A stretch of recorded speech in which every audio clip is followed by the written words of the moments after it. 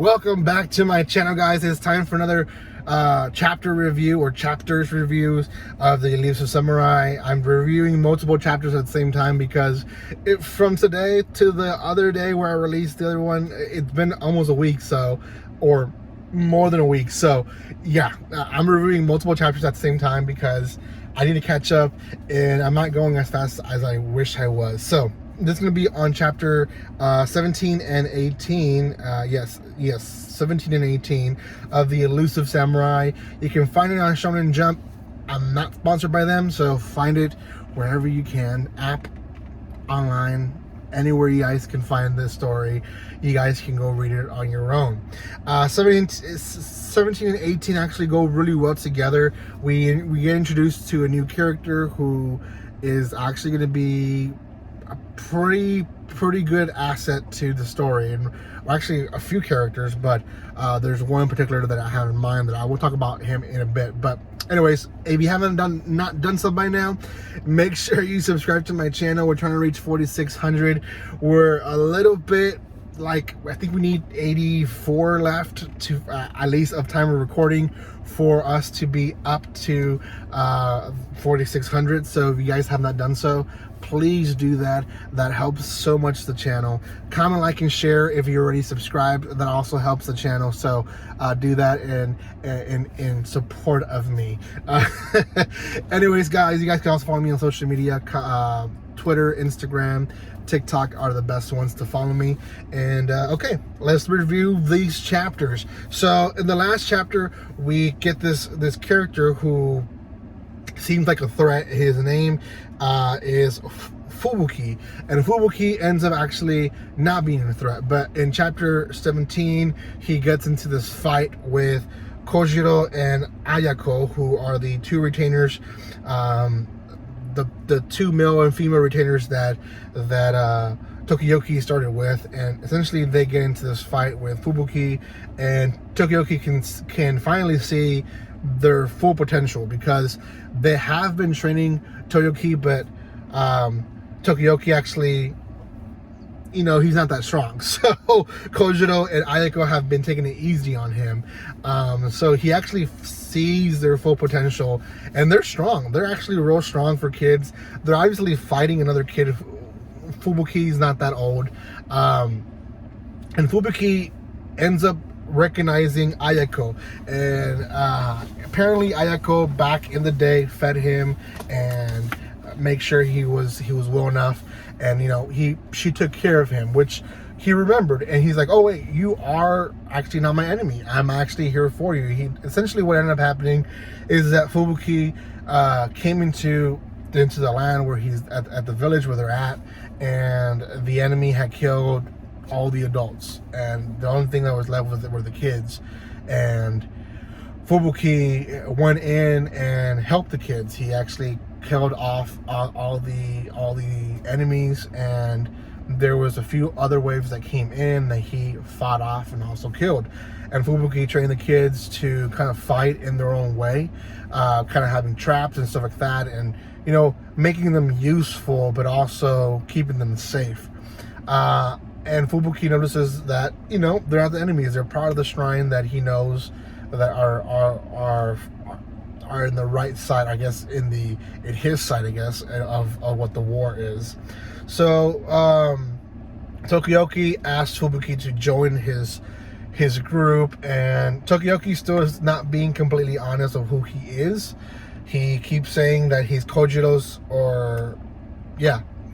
older brother. And he's like, yeah, okay, we'll go with that. So Fubuki kind of sees what Tokiyoki has, which is he's very elusive. He can escape from anything. And he's like, you're not strong, but you can pretty much evade and attacks. And that can be useful. So he starts training him a little bit.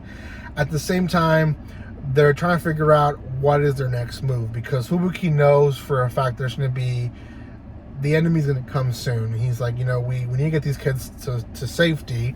So they send Jemba, the thief guy who's also a retainer. They send him with the kids back to the shrine to keep the kids safe, and Kojiro and Yayako stay with Tokiyoki and Fubuki in the village, and they're basically going to be the ones that are going to fight off the enemy. Now, they don't know who the enemy is yet, but throughout the story of them, we get snippets of who the enemy is. And essentially, if you guys forgot, the main dude who is, on top of everyone was the general of Tokiyoki's dad's army, and he betrayed them and killed him off, and now he's on top. Well, he is recruiting people to be under him, and Salamune is one of them, and he's the one that has the good eyesight. He can throw an arrow like crazy. Well, Salamune also has gotten people below him. The problem is there's a lot of people that were killed that were good soldiers, so now they have to pick off people that are not good soldiers. They might be good fighters but not good soldiers, and we get introduced to this guy. I don't think we ever got a name in the 2 chapters, but this guy is, he's bad news. He is a criminal from all you can see, and essentially he's there just to cause trouble. And what ends up happening is that we see him basically breaking a lot of soldier non-written down rules, like you shouldn't do certain things, but he doesn't care. He wants to destroy, and one of those things is he kills all the adults, he leaves the kids alive, he leaves them orphaned. Like he wants them to grow in fear. He just goes into random villages just to kill and get wine, and he's killing off a lot of people, and people don't like that of him, but oh well, there's just so much you can pick off to be under him. Now, for a fact, I know that this guy has a missionary, I don't know what the word is, mindset. So basically the best buyer, that's who he's gonna go with.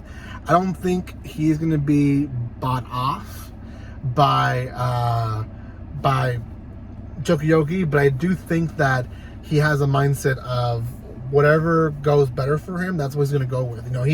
He's in for his own life. He's not gonna be there to protect anyone else. So I think that's gonna be his downfall, is that he has no loyalty to anyone, and the enemy might become his own enemy. I don't know. So we'll see what happens. So far, they're preparing to this next battle, and it's getting really interesting. I'm close to the 20s. I think they have like 26 chapters out, so we're coming close to being current. So I really want to get up there, so I'll try to review 19 and 20 as fast as possible so I can get it out for you guys. But for now, the story is getting a lot more interesting, and let me know what you guys think of these chapters in the comment section below for sure. Also, guys, if you haven't done so by now, subscribe. That is all for today. Thank you guys so much for watching this. If you guys want to see more, subscribe please. If you're watching at this point, might as well do so. Thank you for your love and support, and guys, like always, don't be strangers. See you guys.